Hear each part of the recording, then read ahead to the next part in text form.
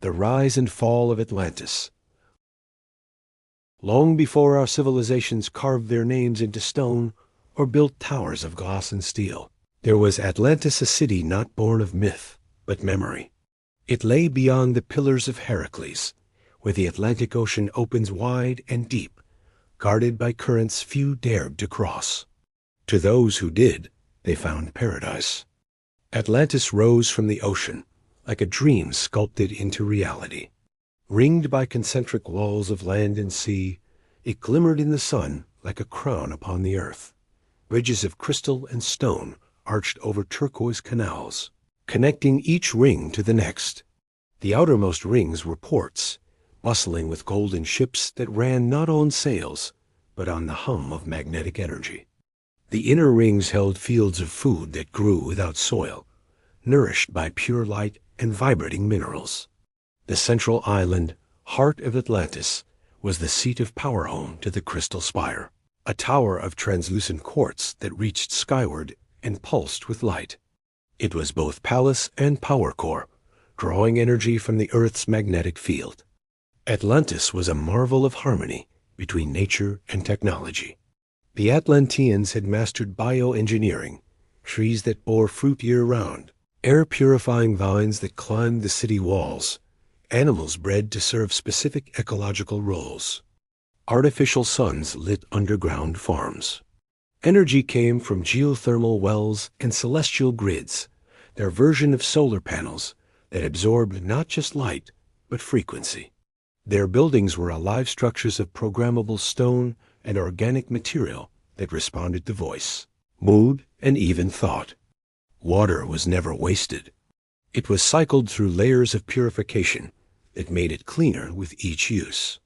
Even their clothing was adaptive, woven from fibers that changed with temperature, mood, and health. The people of Atlantis were diverse in form and philosophy. Some say they were taller than us, with luminous eyes and skin that shimmered faintly with bioluminescence. Others believe they were simply evolved humans, shaped by centuries of peace and learning. They valued wisdom over wealth, harmony over conquest. Education was lifelong and universal.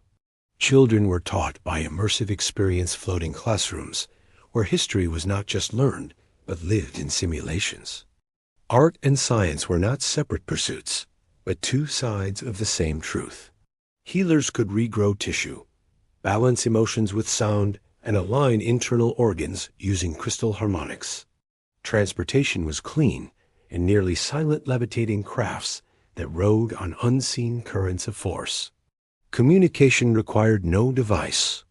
Many had developed telepathy through neural enhancement and spiritual practice. Atlantis was ruled by the circle of 12 not kings or tyrants, but elected guides who each represented a principle: wisdom, justice, balance, creation, memory, light, shadow, voice, seed, flame, water, and wind. No law was passed without consensus. No policy made without ceremony. The circle was advised by the oracle's ancient beings who remembered the early days and could read the pulses of time. There were no prisons, only centers for restoration. Crime was rare. Society focused on prevention through equity, emotional intelligence, and spiritual growth. Every citizen had a voice in the circle's decisions. Festivals marked not only seasons, but shifts in consciousness. Meditation was a daily act. Harmony was the highest value. But not even paradise is immune to pride. As generations passed, ambition stirred. Some circle members, particularly those who represented flame, shadow, and voice, began to hunger for more power. They saw Atlantis not as a sanctuary, but as the rightful ruler of the earth. They wanted more territory, more control, more reverence. Behind closed doors, political games were played. Secrets were kept. Technologies once used for healing were repurposed for dominance. The circle, once united, fractured. Arguments turned into divisions. Those driven by pride formed secret factions, manipulating public thought, hoarding energy, and experimenting with forbidden power. They expanded the energy core beneath the crystal spire, seeking to draw limitless force from the planet's mantle, despite the warnings of the oracles and the protests of the wise. The balance that had kept Atlantis in harmony began to slip. Natural disasters began to stir: tremors, strange tides, electrical storms. The Earth itself reacted to the growing imbalance. The oracles begged the circle to stop, but by then, too many had been compromised by their own ambition. The final warning came in dreams, in visions, in readings of the stars. Atlantis had tilted the balance too far. The ground beneath Atlantis began to crack. Energy from the core burst upward, shattering the crystal spire in a flash of blinding light. The sea roared. The concentric rings collapsed inward like a closing eye. Towers fell. Fields burned. The levitating ships were hurled from the sky as the frequency fields destabilized. In one terrible day and night, the island vanished beneath the waves. Some say the survivors fled to Egypt, to South America, to hidden lands beneath the earth. They carried pieces of knowledge, symbols, memories buried in myth and enlightened. The world above forgot, or chose not to remember. But Atlantis is not gone.